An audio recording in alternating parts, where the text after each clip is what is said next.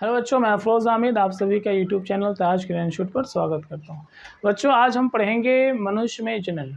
हमने इसके दो पार्ट जो है बनाए हैं। पार्ट वन में हमने ये बनाया है कि पुष्पी पादपों में लैंगिक जनन कैसे होता है, आप वो पार्ट देखें। और ये पार्ट 2 है जिसमें हम लोग पढ़ने जा रहे हैं मनुष्य में जनन।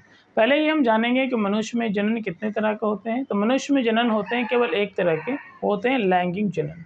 और मनुष्य चूँकि एक लिंगी प्राणी है तो इसमें दो जनन तंत्र हमें पढ़ना है। एक स्त्री जनन तंत्र जिसे कहेंगे मादा जनन तंत्र, और एक पढ़ेंगे हम लोग नर जनन तंत्र। डिटेल में हम लोग को पढ़ना है। इसमें और भी बहुत सारे चीज़ पढ़ेंगे हम लोग, जैसे निषेचन पढ़ेंगे। निषेचन क्या होता है ना, निषेचन किस अंग में होता है। चलो बच्चों, अब चलते हैं हम लोग बोर्ड पे, देखते हैं एक एक करके रिप्रोडक्शन यानी जनन इन।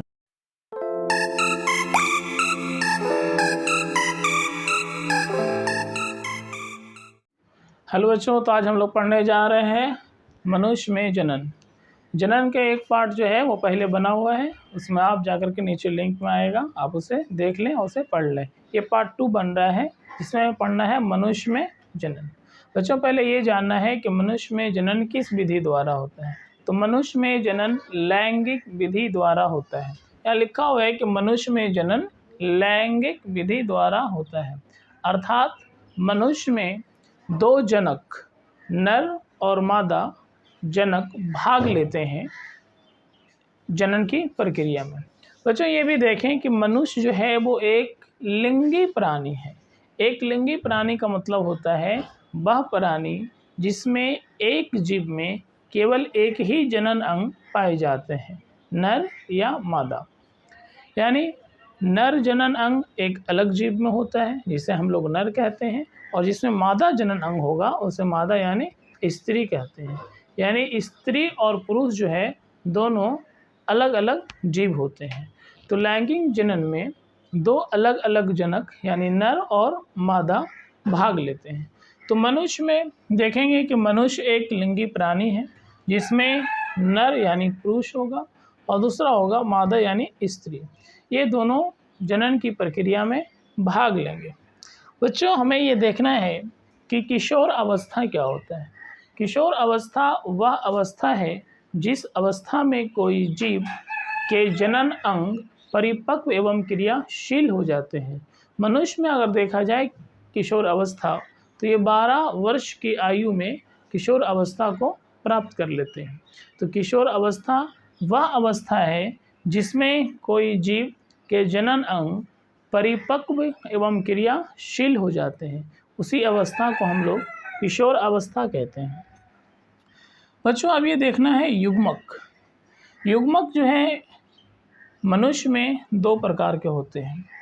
एक होता है नर युग्मक और दूसरा होता है मादा युग्मक। नर युग्मक जो है वो नर जनन तंत्र के द्वारा यानी उस जनन तंत्र में बनेगा, और मादा युग्मक का निर्माण मादा जनन तंत्र में होगा।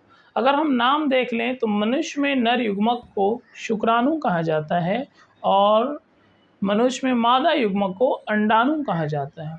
हमने लिखा है शुक्राणु के ब्रैकेट में लिखा है कि एन, और ये एन ये बताता है गुणसूत्र को। कि अगर हम ये देखें कि जो युग्मक होते हैं वो हैप्लॉइड होते हैं यानी अगुणित होते हैं, जिसमें गुणसूत्र की संख्या केवल 23 होती है। यहाँ भी 23 होगा और यहाँ भी 23 होगा। बच्चों, ये देख लें कि जब ये शुक्राणु जो कि नर युग्मक है और अंडाणु जो मादा युग्मक है, दोनों जो आपस में क्या करेंगे, संलयन करेंगे, तो एक द्विगुणित संरचना यानी युग्मनज का निर्माण करेंगे। मनुष्य में द्विगुणित संरचना के पास गुणसूत्र की संख्या 46 यानी 46 होती है। और अगर कोई संरचना या कोशिका अगुणित है यानी गुणसूत्र की संख्या उसमें केवल 23। जैसे शुक्राणु में गुणसूत्र 23 होते हैं यानी 23, इसी तरह से अंडाणु में भी गुणसूत्र की संख्या 23 होती है। और ये दोनों जब निषेचन करते हैं तो फिर गुणसूत्र 46 हो जाता है, जिस अवस्था को हम द्विगुणित कहते हैं। तो युग्मनज एक द्विगुणित संरचना है जो निर्माण होगा मनुष्य में। बच्चों, आगे देखें कि मनुष्य चूँकि एक उच्च श्रेणी के जीव है और मनुष्य का जनन तंत्र बहुत विकसित होता है, तो हम इसे पढ़ेंगे अलग अलग करके कि अगर हम जनन तंत्र की बात करें तो मनुष्य में 2 प्रकार के जनन तंत्र हैं। एक जनन तंत्र है नर जनन तंत्र, जिसे बोलते हैं मेल रिप्रोडक्टिव सिस्टम। दूसरा है मादा जनन तंत्र यानी फीमेल रिप्रोडक्टिव सिस्टम। अब कोई भी जनन तंत्र है वो विभिन्न प्रकार के अंगों के मिलने से बनते हैं। हम इसमें एक अंग के बारे में जानना चाहेंगे कि नर जनन तंत्र का प्राथमिक जनन अंग कौन होता है। तो प्राथमिक जनन अंग होता है क्या है, पहले हम ये समझते हैं। जिस भी किसी जीव में, जीव के जनन तंत्र में जो अंग युग्मक का निर्माण करता है उसे हम प्राथमिक जनन तंत्र कहते हैं। हम जानते हैं कि मनुष्य में 2 तरह के युग्मक बनते हैं, एक शुक्राणु और एक अंडाणु। तो अगर हम बात करें नर जनन तंत्र के, तो इसमें प्राथमिक जनन अंग होता है वृषण, जिसे हम टेस्टिस कहते हैं, और वृषण के अंदर निर्माण होता है शुक्राणु, जिसको हम नर युग्मक कहते हैं। यानी नर युग्मक शुक्राणु का निर्माण वृषण के अंदर होता है और एक मनुष्य में एक जोड़ी वृषण उपस्थित रहता है वृषण कोश के अंदर। बच्चों, अब यहाँ हम देखते हैं मादा जनन तंत्र। तो मादा जनन तंत्र का प्राथमिक जनन अंग होता है अंडाशय, और अंडाशय के अंदर निर्माण होता है अंडाणु, जिसे हम अंडाणु को क्या कहते हैं, मादा युग्मक भी कहते हैं। तो ये अंडाणु का निर्माण होगा अंडाशय में, इसलिए अंडाशय जो होता है वो मादा जनन तंत्र का प्राथमिक जनन अंग होता है। बच्चों, तो ये कुछ पार्ट्स हैं। हम अभी डिटेल में ये पढ़ना चाहेंगे कि जनन तंत्र जो है, नर जनन तंत्र और मादा जनन तंत्र के बारे में। इससे पहले हम ये जानते हैं कि निषेचन क्या होता है। जैसे यहाँ नर युग्मक और मादा युग्मक आपस में संलयन करके जब युग्मनज का निर्माण करता है तो यह प्रक्रिया निषेचन कहलाती है। पूछा जाएगा कि मनुष्य में निषेचन के परिणाम स्वरूप क्या बनते हैं। तो निषेचन के परिणाम स्वरूप युग्मनज का निर्माण होता है और ये एक कोशिकीय संरचना है, और यही युग्मनज जो है वो जीव का निर्माण करेगा। यानी अगर ये मनुष्य का युग्मनज है तो ये एक मनुष्य का भ्रूण का निर्माण करेगा। एक युग्मनज, ये युग्मनज जो है वो मनुष्य का भ्रूण बनाएगा और ये 9 मंथ यानी 9 महीने के बाद पूर्ण रूप से एक मनुष्य का बेबी बनकर यानी बच्चा बनकर तैयार हो जाएगा। अब हम एक एक करके पढ़ेंगे नर जनन तंत्र और मादा जनन तंत्र। बच्चों, अब हम लोग पढ़ने जा रहे हैं मादा जनन तंत्र। मादा जनन तंत्र का एक हम डायग्राम बनाए हैं यहाँ पे है मनुष्य का मादा जनन तंत्र। हम पहले ये देखेंगे कि मनुष्य के मादा जनन तंत्र में वो कौन कौन से अंग आते हैं।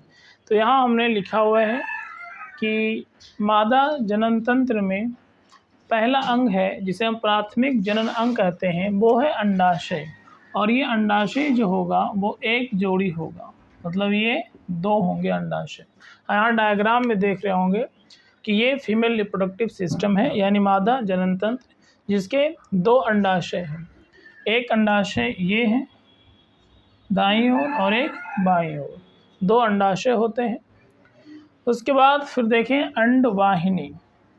अंडवाहिनी क्या है, एक नलिकाकार संरचना है जो अंडाशय को गर्भाशय से जोड़ने का काम करती है, जो लगभग 10 से 12 सेंटीमीटर लंबी अंडवाहिनी होती है, यानी उसकी लंबाई है 10 से 12 सेंटीमीटर। तो ये अंडाशय है। अंडाशय से गर्भाशय को जोड़ने के लिए एक संरचना है, एक नलिकाकार संरचना है जिसे हम कहेंगे फैलोपियन नलिका या अंडवाहिनी, जिसकी लंबाई लगभग 10 से 12 सेंटीमीटर की होती है। तो अंडवाहिनी की भी जो संख्या होगा वो भी कितने होंगे, 1 जोड़ी यानी 2। यानी बाएं तरफ का जो अंडाशय होगा उसको बाएं ओर के अंडवाहिनी से जोड़ा जाएगा अंडाशय, और यहाँ अंडाशय को फिर गर्भाशय से जोड़ा जाएगा, तो ये भी एक अंडवाहिनी हो गया। तो ये दोनों अंडाशय को 2 अलग अलग अंडवाहिनी यानी फैलोपियन नलिका जो है वो जोड़ देता है किससे? गर्भाशय से। ये जो जगह है इसे हम कहेंगे गर्भाशय, जहाँ पे गर्भ का धारण होता है, यानी गर्भ जहाँ ठहरता है उसे हम कहते हैं गर्भाशय। तो देखें यहाँ लिखा हुआ है कि गर्भाशय ये भी एक मादा जननतंत्र का भाग है जिसकी संख्या होती है 1, यानी एक मादा जननतंत्र में एक गर्भाशय होते हैं। और गर्भाशय यहाँ पे हमने डायग्राम में दिखाया हुआ है। गर्भाशय के जो दीवार होते हैं वो 3 प्रकार के होते हैं, यानी 3 परत होते हैं। एक बाहर वाले को बोलते हैं एपिमेट्रियम, मायोमेट्रियम और एंडोमेट्रियम।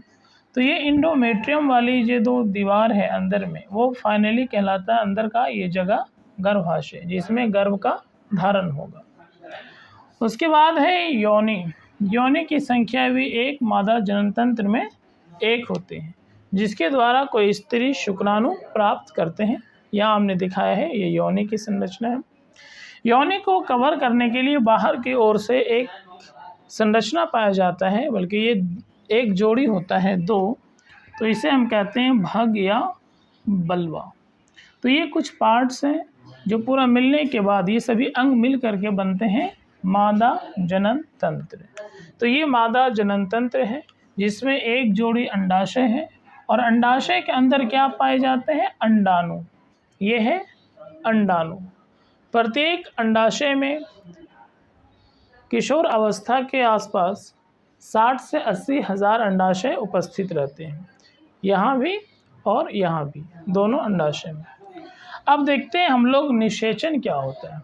निषेचन एक प्रक्रिया है जिस प्रक्रिया में नर युग्मक शुक्राणु और मादा युग्मक अंडाणु संलयन कर यानी फ्यूज कर युग्मनज का निर्माण करती है।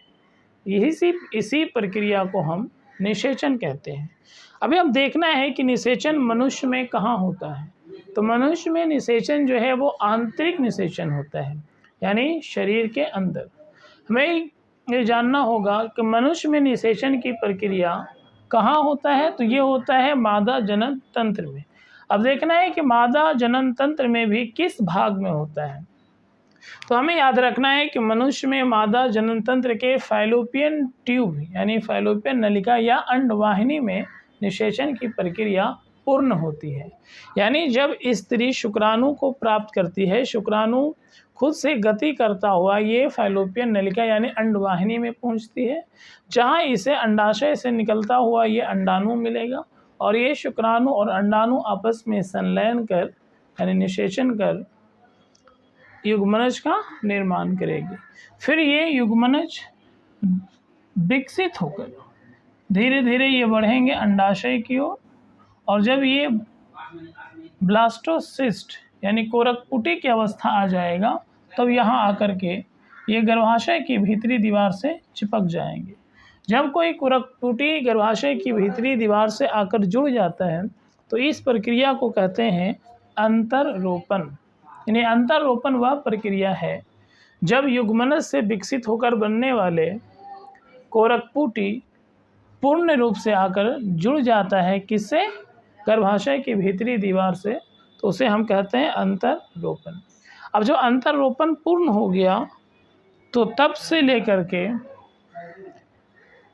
भ्रूण का यानी ये बेबी का जब तक प्रसव होगा तब तक की पीरियड कहलाएगा गर्भ अवधि। यानी गर्भ अवधि जो होता है मनुष्य में, हमें मालूम है कि मनुष्य में गर्भ अवधि जो है वो 9 माह का होता है। ये 9 माह का समय जोड़ा जाता है अंतरोपण से लेकर के प्रसव तक का समय। बच्चों तो ये था female reproductive system. Main point आपको ये याद रखना है कि मादा जननतंत्र में कौन कौन से भाग होते हैं। तो एक जोड़ी अंडाशय है, एक जोड़ी अंडवाहिनी है, एक गर्भाशय, एक योनि और 2 भग यानी बल्वा है। और मनुष्य में निषेचन मादा जननतंत्र के अंडवाहिनी यानी फैलोपियन नलिका में पूर्ण होती है और भ्रूण का विकास जो है निषेचन के बाद जो है युग्मनज विकसित हो जाता है भ्रूण में और भ्रूण जो है 9 मंथ तक यानी 9 महीने तक कहाँ रहेगा? गर्भाशय में। जिस अवधि को हम लोग कहते हैं गर्भ अवधि। ये हो गया मादा जनन तंत्र।